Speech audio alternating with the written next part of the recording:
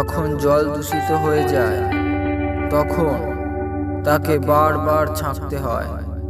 ঠিক তেমনভাবে যখন আপনার মন ছলনা আর কপটতার পাশে আবদ্ধ হয় তখন তাকেও বিশুদ্ধতার দিকে নিয়ে যাওয়া উচিত।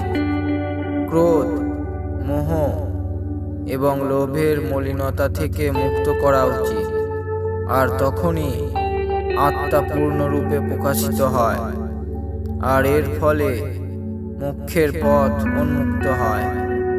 সেই জন্য যে ব্যক্তি সত্য, অহিংসা আর করুণার পথে অগ্রসর হন তিনি ধীরে ধীরে এই সম্পূর্ণ সংসারের বন্ধন থেকে মুক্ত হয়ে মোক্ষ লাভ করেন।